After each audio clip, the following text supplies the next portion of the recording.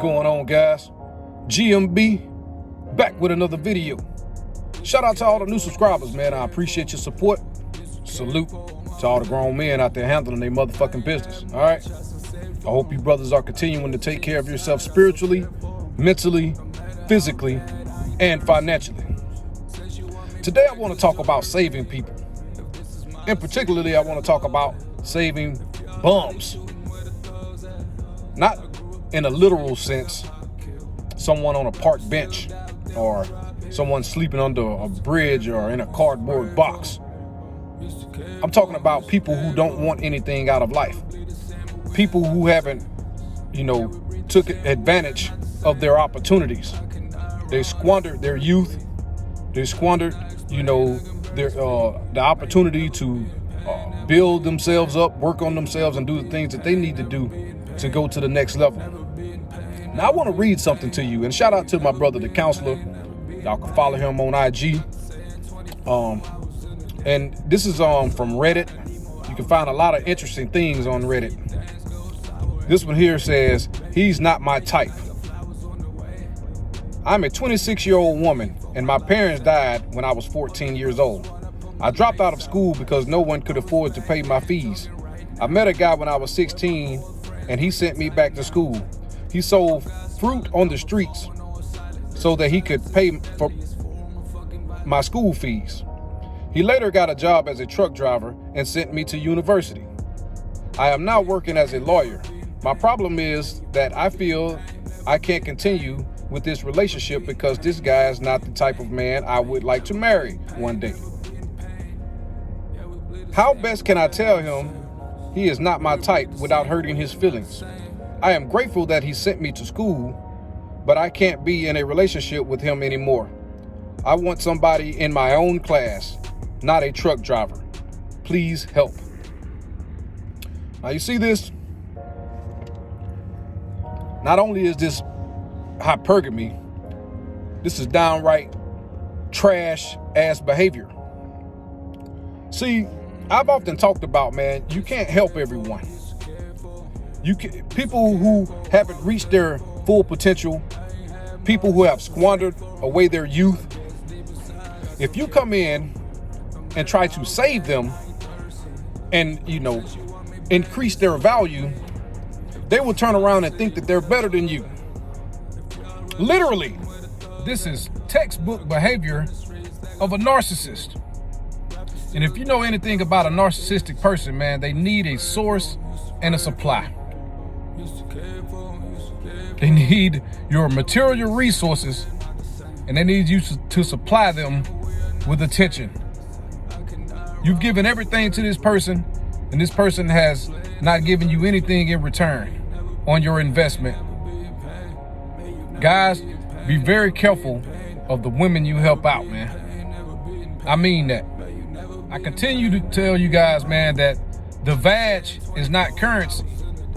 Sex is worthless, especially when it's attached to a female that doesn't have her mind right, who doesn't live by the natural order of things, man. Many of you guys simply invest entirely too much into people you really don't even know. You don't take the time to see what lies beneath the surface, man. It's unfortunate that so many men end up in compromising positions dealing with women simply out of their fear of loss. They think they're controlled by their lust. They feel like they have to have someone to complete them. Oh, I got a bad, she's got bad credit, bad intentions, a bad attitude, probably a house full of badass kids from other men. And you're willing to invest your all into saving this person. Don't save them, bruh. Most of these chicks are just simply looking for the opportunity to get a leg up in life. That way they can monkey branch and go off into the next person that they feel that they are sexually attracted to. Someone who they believe can bring more to the table. Do you feel me? Women can easily walk away from a situation when they haven't invested anything into it. You have to make people earn their position in your life, brothers. You know, they feel like you are beneath their standards, although you have worked tooth and nail, worked your fingers to the bone because you wanted what was best for them. You cared about them when no one else cared about them. This is why I tell you, man, you got to be very careful of people who dry beg and shit like that too. People who, you know, once you help them, they will come to you and say, well, I don't know how I'm going to pay this. I don't know how I'm going to pay that. And then you help them. And then they turn around and turn their back on you, and you tell them, well, I was there when you needed me most. I helped you with this and I helped you with that. And they will turn around and say, well, I didn't ask for that help. Technically they didn't, but we all know exactly what that means. They needed you and you were there for them. And now that you need them, or they have reached a higher position, they're in a better position in life, they have no need for you anymore. This is why I tell you guys, man, it is important to focus on yourself. Everyone's problems is not your problem. You understand what I'm saying? A lot of people waste a lot of time doing a lot of bullshit, and they expect other people to turn around and save them. This is why I talk about the post-wall strag. You know, people who have a history of terrible decision making. And then they look for a beta provider to come through and rescue them. The thing is about it, man, when you deal with damaged goods, their ability to pair bond decreases tremendously. Their imprint holds all the power. These are the type of people who will invest everything into someone that has done absolutely nothing for them. But the person who cares about them and tries to help them the most, they will ask everything of them. You got to be very careful and very selective of the people that you help. Now, sometimes you may get, you know, decent people, family members who falls on hard times. And there's nothing wrong with helping them, especially if they have a history of doing for themselves. You understand what I'm saying? Being able to sustain their way of living. They just fell on hard times, but they always are consistent with bouncing back. These people tend to appreciate it more.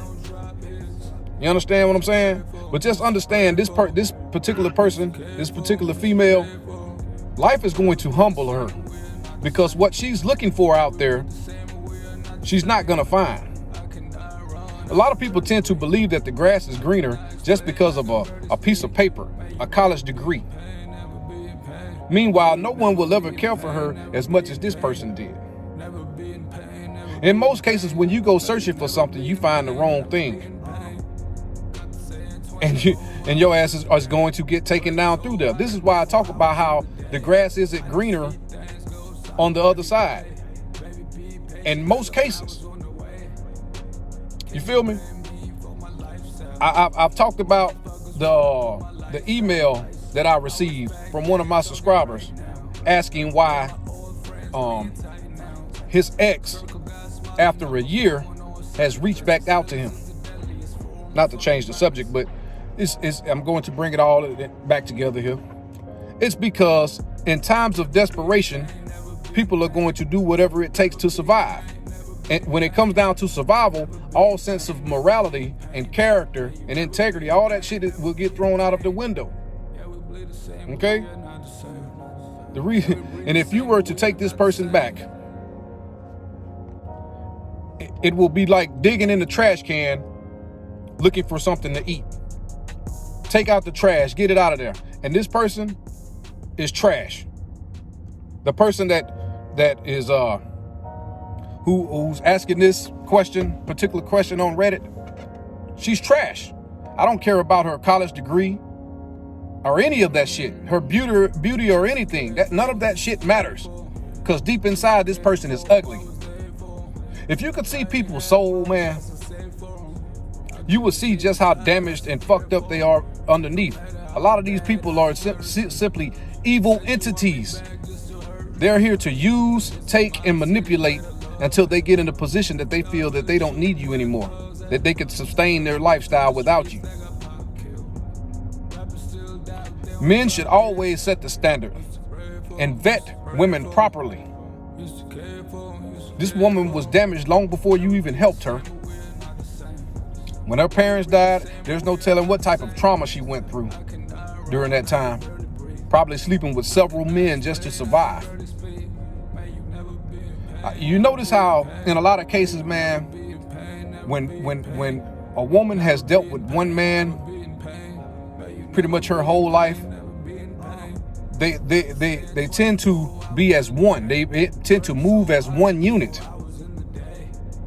But when a woman has dealt with multiple men throughout her life, her ability to be, loyal and faithful to one man, it decreases.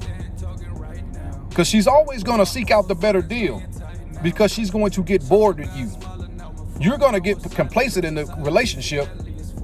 Meanwhile, she's going to be looking for the better deal. You should never get complacent with your woman. You should always continue to strive to work on yourself. Strive to be the best version of yourself. Continue to do the things that I tell you to do as far as spiritually, mentally, physically, financially. Never get complacent with these females, because you'll end up in this type of situation. Just because you're a lawyer, you think you're better than a truck driver. Truck drivers actually make good money. But this is the mind frame of the modern liberal strag. You understand what I'm saying? Guys, don't save these broads, man. Especially if they have a history of terrible decision making, as far as having multiple kids with multiple men, dealing with multiple men throughout her life. Women are receivers biologically. So they receive semen, they receive information. It's just like, taking a cup of water and dumping sugar in there, and then dumping some Kool-Aid in there. Then you take some battery acid and dump in there. Some rainwater. You understand what I'm saying? Some Clorox, some bleach. That shit becomes toxic. You understand what I'm saying? So that's what happened when women deal with multiple men and a whole lot of guys, man. It is statistically been proven. And a lot of guys will take old, washed up fucking women who've been around the block quite a few times, and then automatically assume that they're wifey material. Now, this guy probably is oblivious to what's really going on. He doesn't know that she's ready to hightail it out on him. And most guys see the signs, but they ignore them until it's too late. So I tell you guys to be very careful and be very wary of who you help, man. I mean that. And that's all I wanted to say in this video, guys. Y'all like, comment, subscribe, share the video. Click the notification bell at the bottom, and I'll holler at y'all later, man. Peace. I'm out of here. Never be in pain, never be in pain. May you never be in pain, never be in pain. Never be in pain, never be in pain. May you never be in pain, never be in pain.